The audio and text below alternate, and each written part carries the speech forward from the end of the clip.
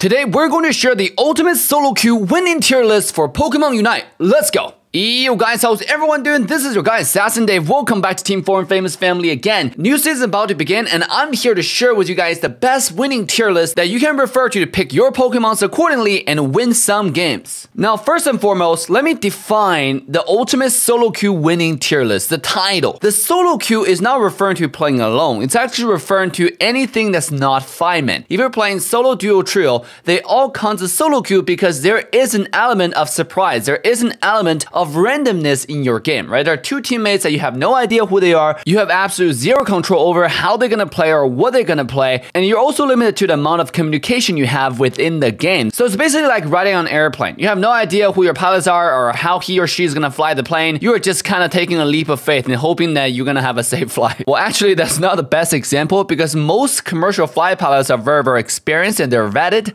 They have years and years of experience of flying. But when we're talking about Pokemon Unite randoms that you don't know of, well, let's just say majority of them are the opposite of the flight pilots. They're inexperienced, they're completely criminal. I don't even know what's going on with the randomness in this game, but we all know what we're talking about. Now, after defining the term solo queue, let's also define what winning means, okay? Because I named the tier list winning tier list, and when we talk about winning in Pokemon Unite, we're mainly talking about three attributes within the Pokemon: the scoring potential, securing objective potential, and hyper carry potential. Now, allow me to elaborate on those terms real quick so we're on the same understanding of the criteria for this tier list so the tier actually has meanings. I mean, I can easily say Charizard or Gardevoir are the best Pokemon because I'm rank 1 global Charizard. I'm also winning with Gardevoir game after game against rank 1, rank 2 teams, but that's not actually the case, especially in solo queue. And also when you put the same Pokemon through the same examination with strict criteria, and then you will really see, oh, actually there are a lot more Pokemons that will make more sense to win in solo queue rank. So with that being said, scoring potential is basically referring to, can this Pokemon score on their own? In another sense, is it worth it for this Pokemon to sacrifice some other held items for an item called Score Shield? For example, is it worth it to give Cinderace Score Shield? I truly don't think so because Cinderace HP is very low. Even if you get Score Shield, it's still very easily interrupted, and your Unite move is actually very expensive to cast. You don't cast it many times in the game, so you don't want to cast your Unite move and use the opportunity just to score. It's going to be a complete waste. But what about Talonflame? Well, Talonflame's Unite move is actually the cheapest in the game. You can cast it almost once per minute, sometimes upwards of 7 times per game. So it's safe to say you can actually carry Score Shield on Pokemons like Talonflame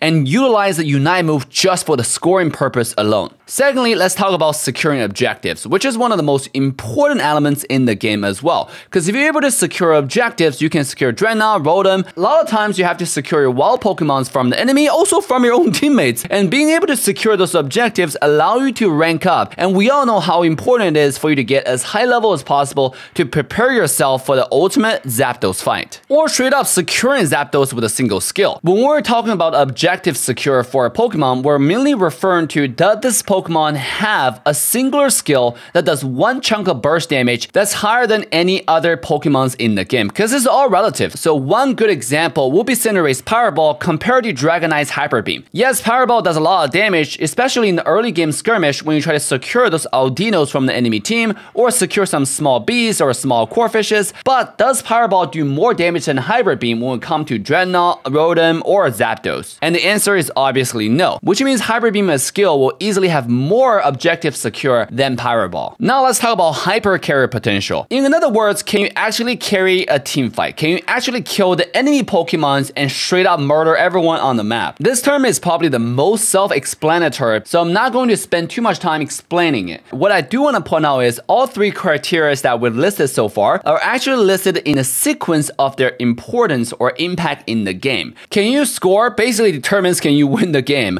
Objective secure is just as important because the Zapdos fight is that important. It doesn't matter what you do in the previous 8 minutes if you don't do your last 2 minutes correctly. To the contrary of common belief, hyper carry potential potential is actually the least importance in the world of Pokemon Unite. We have all seen how obnoxious Japanese strategies are if you have been following our live streams or daily videos. The Japanese strategy usually try to avoid teamfight at all costs. What they thrive at is picking Pokemons that's really high up in scoring potential and securing objectives. And in solo queue, it's not an exception. You have to understand, to win Pokemon Unite game, it's not destroying enemy nexus, it's a competition of who can score more points. So basically, you have to plan everything according to the final winning objective. So with that being said, all the Pokemons will be judged on those 3 criteria. So now we're on the same understanding, let's finally get into our tier list review. In today's video, there are only 2 categories of tier list. Number 1 is ultimate solo queue winning tier list, and number 2 is everything else. First of all, let's talk about the ultimate solo queue winning tier list. I separated this tier list into 5 tiers, from D tier being the worst and S tier being the best. And all the other Pokemons that's not on this list, they're listed under everything else. So make sure to watch till the end of the video to find all the Pokemons under the ultimate solo queue winning tier list criteria. Now, sitting on the top of the pyramid is our newly nerfed Dragonite. The reason why Dragonite is still S tier is because Dragonite's insane power spike at level 8 with the Hyper Beam and Dragon Dance. You have insane amount of mobility and sustainability in the team fights, and most importantly, the Hyper Beam allows you to secure any objectives, no matter the objective is Dreadnought or Rotom or what have you. And on top of it, after you secure the objective, no matter the Dreadnought or the Rotom, you can leverage the advantage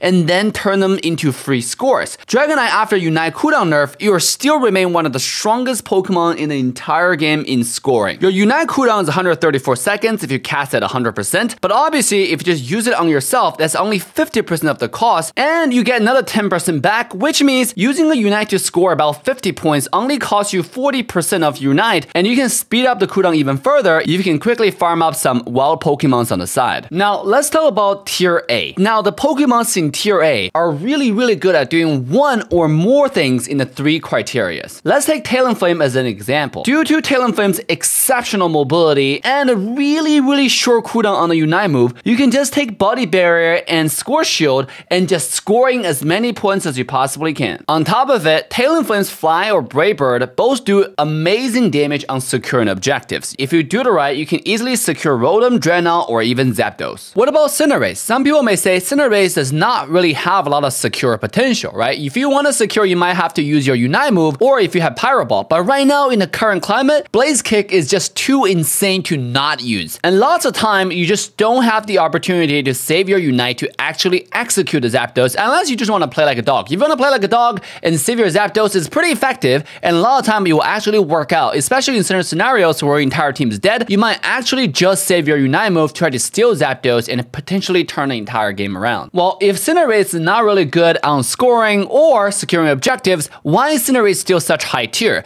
That's because Cinderace is the best hyper carry in the game right now, with the insane Blaze Kick, with so much mobility and options you can choose from Feint, or you can dash around. All these different options make Cinderace the highest damage output, also the safest damage output carry in the entire game. I do recommend you play Cinderace with a teammate, hopefully a Slowbro, that can help you initiate and also use Unite move to save you from any diving assassins. This way give you a lot more room to dish out more consistent damage and potentially 2 versus 5 if you need. Just make sure you don't use your Blaze Kick and dash into the middle of the entire enemy team. Try to walk around enemies, use your Blaze Kick and dash on the perimeter of the entire enemy line, and then dish out tremendous consistent damage. Just make sure you choose Feint or Flame Charge properly. Sometimes Feint might just be better than Flame Charge if enemy has Talonflame, for example. Now, coming to the B tier of today's ultimate solo queue winning tier list is gonna be Gengar, Absol, and Gardevoir. Now, a lot of people might get confused over this, be like, Dave, I understand about Gengar and Absol, they're kind of not so meta, but also pretty good, but why Gardevoir is B tier? I thought you're rank 1 Gardevoir, I thought you guys were winning, dominating, kicking some rank 1, rank 2 sweaty ass with Gardevoir. What do you mean it's only tier B? Well, if you take a look at all the criteria that we have, scoring potential, securing objective, and hyper carry potential, Gardevoir is actually not so good at the first 2. Gardevoir is pretty good at hyper carrying, but in the hyper carry list, if you're playing solo, duo, trio, it's very likely that you will receive a coordinated dive from the enemy team. Now, not saying the enemy team are just so coordinated, all that kind of stuff. It's that if you play Gardevoir well, it's not hard for enemy team to realize, oh, this is a threat that we had to take care of. So most likely if you play solo, duo, trio, and you're not a veteran in positioning, you will get though pretty hard and get hyper bullied. But what about Absol? Absol, I thought it's it's all destiny, it's all fate, it's all by luck because you're critting. Well, actually, Absol have a lot of outplay potential, and now with the dark tag, with the fluffy tail and a Unite move, if you guys are losing, you can just try to hardcore steal the Zapdos. Goes in, use the fluffy tail, and use your Unite move around like 25% HP of the Zapdos, which is really high by the way, and you might be able to one-shot the Zap above everyone else and secure the game. Another thing about Absol is there are actually quite a few ways you can play this character. You can use Pursue enemy teams are kind of tanky or clumsy, like Snorlax, like Crustle, or you can just use the Night Slash when enemy team have a lot of squishy poke Pokemons from far away, like Gardevoir or Pikachu. In summary, the B tier Pokemons are the Pokemons who are pretty good at the criteria that we mentioned before this tier list, but they usually do it with high risk and high reward. If it pans out well, it's great. If it doesn't pan out well, if you get bullied early game, your teammates all suck, it might run into a lot of problems because their flaws are usually very obvious as well. With that being said, let's come to the C tier of today's tier list. Those are the Pokemons who do all of the above that we talked about pretty okay.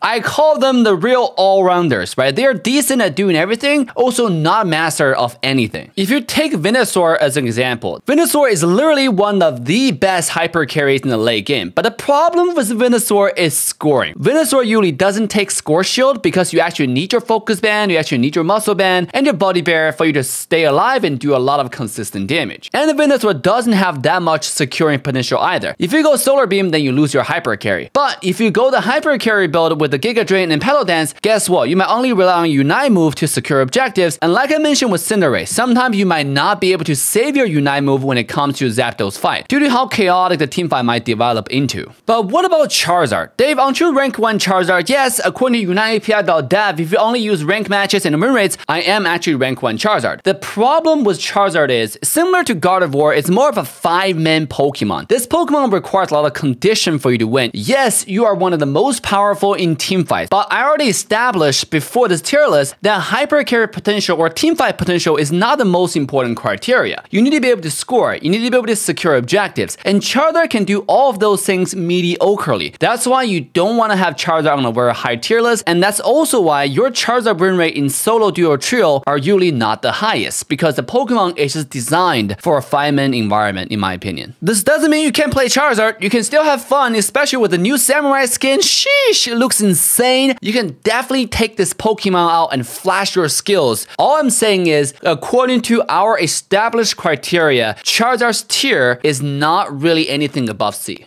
Now, last but not least, let's address the D tier, the Sylveon and the Decidueye. Yes, Decidueye received a pretty sizable buff in the recent patch. Yes, Sylveon is one of the cutest Pokemon, if not the cutest Pokemon in the game, but it doesn't make them better in solo carrying the game. If you look at Sylveon and Decidueye and just ask yourself, among the 3 criteria, scoring, securing, hyper carrying, which one do they do pretty well? You might say, oh, Decidueye is pretty good at hyper carrying. If you think about hyper carry, relatively speaking, for all the damage that Decidueye can do, why not just pick Cinderace? Because Cinderace has insane amount of mobility, and the Cinderace Unite move does not require this Pokemon to stand still. Not like Decidueye. You have to sit in place, and obvious people can easily kite you around while you're uniting, or straight up just murder you on top of your head while you're uniting and doing nothing about it. Now, I gotta say though, after the buff, the Spirit Shackle Plus now have 3 charges. It is absolutely insanely fun. There's so much fun playing this Pokemon. Even though it's a D tier Pokemon, it's just nothing good about it, but it's still so fun to play. Like, you just keep on sniping, especially when you have a good aim. Like the sniping prince assassin Dave himself. If you haven't watched us on our daily live streams, make sure to use the link in the description to join us on our daily live stream so you can witness the day-to-day snipe by snipe, 100% accuracy on dominating with a D tier Pokemon. And yes, remember to smash the like, subscribe, and turn the bell on to all notification bells if you find this video helpful in any shape or form. This is the only way I can guarantee every time a new banger video goes live on the coolest, greatest, the fastest growing channel in the world of Pokemon Unite. Now, I want to show you everything else for the ultimate solo queue winning tier list. If you look at this tier list, everything that we did not mention in the previous tier list are put on tier E and F in this tier list. And there's no special priority on which one is better, which one is not better according to our criteria. The only reason Slowbro, Wigglytuff, and all those Pokemon got put ahead is because those Pokemons can actually help your duo or trio win. They're so so important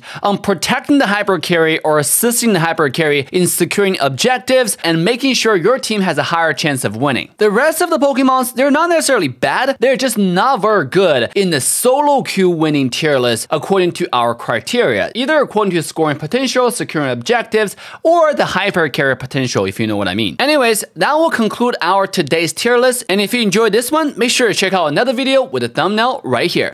Just for the